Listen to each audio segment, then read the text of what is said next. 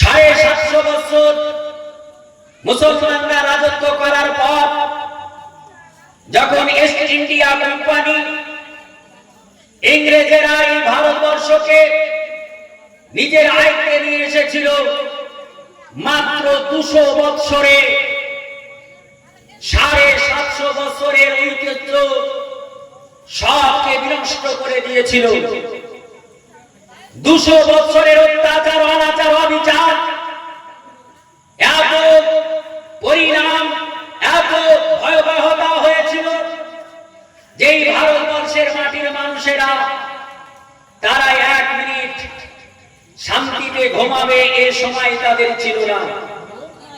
তখন এই ভারতবর্ষের যোগ্য আলেমগণ, উলামাগণ, মৌলানাগণ, যেমন করে ফজলে হক খায়রাবাদী রহমাতুল্লাহ আলাইহি, শের মোহাম্মদ আলী, মৌলানা আসফাকুল্লাহ সাহেব, মৌলানা শওকত আলী সাহেব, মৌলানা আবুল কালাম আজাদ সাহেব, এইরকম করে লাখো লাখো আলেম উলামার উদ্যোগে এই ভারতবর্ষকে স্বাধীন করতে গিয়ে হাজার হাজার আলিম উলামারা তারা আজকের এই দিনে জীবন দিয়েছিল।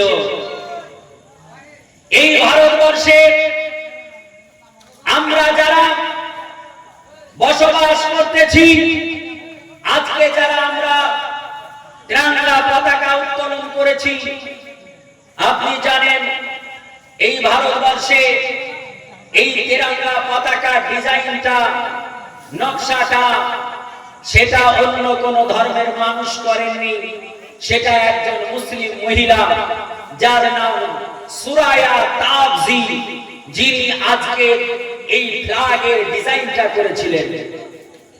এই ভারতবর্ষ আজকে এই ভারতবর্ষে কিছু অসাধু মানুষ, দুষ্কৃতী মানুষ, তারা আজকে মুসলমানের উপরে তারা আঙুল উঠাচ্ছে যে মুসলমান তোমাদের ভারতে থাকা যাবে না, ভারত ছাড়ো। ভারত ছাড়বো কেন? ভারত তো আমাদের বাবার দেশ। সারা পৃথিবীর প্রথম মানব যিনি, যার নাম আদম সফিউল্লাহ, তিনি আরবের কোন দেশে আসেননি, সৌদিতে আসেননি, জর্ডানে আসেননি, সিরিয়ায় আসেননি, ইরাকে আসেননি, ইরানে আসেননি, কাতারে আসেননি, মালয়েশিয়ায় আসেননি, তিনি ইন্দোনেশিয়ায় আসেননি, নাইজেরিয়াতে আসেননি, কুয়েতে আসেননি, দুবাইয়ে আসেননি, বাংলাদেশে আপনার কাতারে আসেননি, এই মুসলমান দেশগুলোতে আসেননি। তিনি এসেছিলেন ভারতের মাটিতে। তখন এই ভারতবর্ষ অখণ্ড ভারত। এই ভারতের মধ্যে ছিল বাংলাদেশ, পাকিস্তান, নেপাল, ভুটান, শ্রীলঙ্কা। যে শ্রীলঙ্কার মাটিতে আদম সফিউল্লাহ এসেছিলেন তখন ভারতের আন্ডারে ছিল, অর্থাৎ ভারতের মাটিতে আমাদের নবী, পৃথিবীর প্রথম মানব আদম সফিউল্লাহ এসেছে। ওই সূত্র ধরে আমরা হলাম আদি ভারতবাসী। মুসলমান, আপনাদের জানতে হবে ইতিহাস।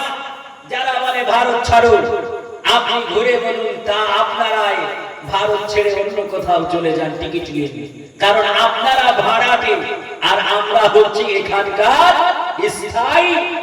মুসলমান, এই ভারতবর্ষ 1947 খ্রিস্টাব্দে স্বাধীন হয়েছিল। সেই দিন এই যে ত্রিরঙ্গা পতাকা, এই পতাকাতে 3টা কালার আছে, দেখবেন, উপরে গেরুয়া, মিডিলে সাদা আর লাস্টে সবুজ।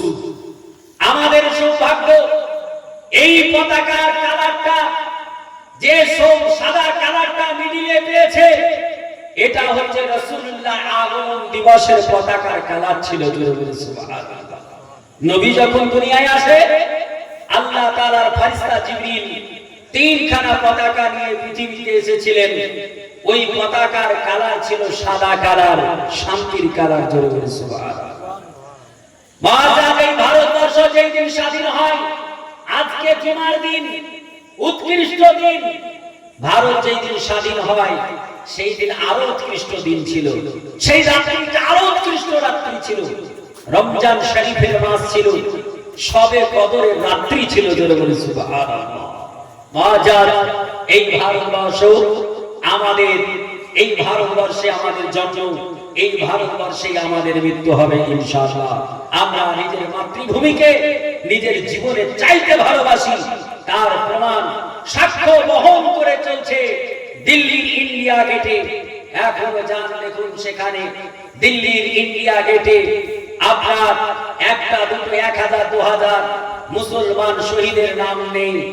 61,945 জন মুসলমান শহীদের নাম ইন্ডিয়া গেটে লেখা আছে। সুবহানাল্লাহ। মুআজ্জাজ মুহতারাম, তাহলে আমরা ভারতবাসী, আমরা গর্বিত। আমরা এই ভারতের মাটিতে জন্মিয়েছি, এখানে মৃত্যুবরণ করবো ইনশাআল্লাহ। কেউ এনআরসি করে, কেউ সিআর করে, কেউ সিএএ করে আপনাকে আমাকে তাড়াতে পারবে না। মনোবল ভাঙবেন না, মনোবলকে ঠিক রাখুন, সতেজ রাখুন, সজাগ থাকুন। ইনশাআল্লাহ আমরা ছিলাম, আছি, আগামীতে প্রজন্ম থাকবে।